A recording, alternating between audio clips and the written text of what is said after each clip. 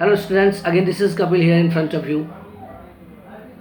First of all, thank you to all of you for liking my videos and for subscribing. Today I am here with the chapter 3 of your novel The Invisible Man, class 12th. Stranger का सामान आ जाता है और delivery boy जब उस सामान को उतार रहा होता है तो स्ट्रेंजर उसकी हेल्प करने के लिए बाहर आता है। डिलीवरी बॉय जो उसके लगेज को डिलीवर करने आया है उसके साथ एक डॉग होता है और वो डॉग उस को देख के उस पर भौंकने लगता है। स्ट्रेंजर का सामान एक बहुत बड़े बॉक्स में मौजूद है, एक बहुत बड़ा ट्रंक टाइप का बॉक्स आया है। डॉग उसे देख के उस पर झपट पड़ता है और उसकी लेग को बाइट करता है और उसका ट्राउज़र को फाड़ देता है, जिसमें उसकी टांगें दिखने लगती हैं जो एकदम खोखली हैं। वो खुद को बचाने के लिए और रीशेप करने के लिए इनके अंदर भागता है और आज जाके अपने रूम में पहुंचता है ताकि वो खुद को दोबारा रीशेप कर सके, क्योंकि ट्राउज़र फटने के बाद उसकी टांग एकदम खोखली दिखने लगी है। मिस्टर हॉल उसके पीछे पीछे भागते हैं और ये देखने के लिए कहीं डॉग ने उसे बाइट तो नहीं कर लिया है। लेकिन जैसे ही वो उसके रूम में एंटर करते हैं उन्हें कुछ अजीब सा दिखाई देता है, कुछ अजीब सा महसूस होता है और इससे पहले वो कुछ देख पाते, कुछ समझ पाते, कुछ सोच पाते, उन्हें एक धक्का लगता है और वो बाहर आ जाते हैं और वो सरप्राइज़ हो जाते हैं। उन्हें समझ नहीं आता कि क्या हुआ, क्योंकि ये सब इतनी जल्दी होता है कि उनके पास कुछ भी सोचने समझने या देखने का टाइम ही नहीं था। थोड़ी देर में स्ट्रेंजर भी अपना ट्राउज़र चेंज करके नीचे आता है ताकि वो अपने बाकी बचे हुए लगेज को लेके जा सके।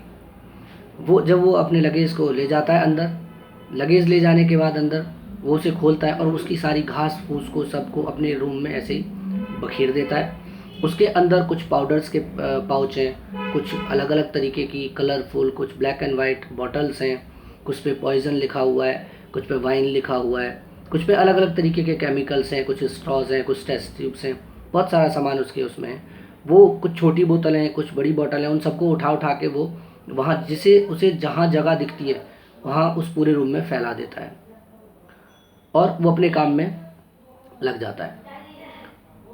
शाम को मिसेस हॉल जब उसका डिनर लेके पहुंचती हैं तो वो अपने काम में लगा हुआ है और वो उन बॉटल्स में से छोटी छोटी बूंदें निकाल के और टेस्ट ट्यूब में डाल रहा होता है। मिसेस हॉल ने उसे पहली बार विदाउट गॉगल्स के देखा। उसकी आंखें अजीब सी हैं, वो एकदम खोखली हैं, बाकी लोगों से बिल्कुल अजीब हैं। वो मिसेस हॉल को देखता है और उनसे कहता है कि बगैर नोक किए वो मेरे रूम में कभी भी ना आए।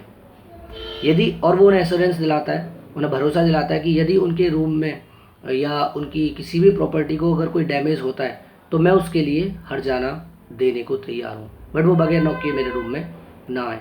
उधर जो बाहर लोग होते हैं वो स्ट्रेंजर के बारे में बात कर रहे होते हैं कि वो बड़ा अजीब सा है, या जिसको जो समझ आता है वो उसी तरीके से उसके बारे में बात कर रहे हैं।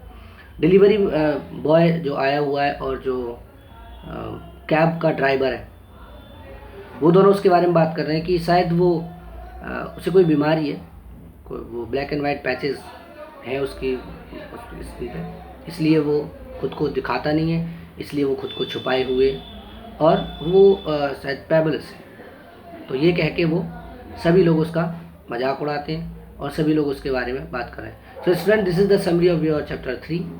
Again I will hear with the summary of chapter 4. Till then, bye bye and see you. Stay blessed and stay happy. Thanks for watching. If you are liking my videos, please press the subscribe button and like my videos. Thank you.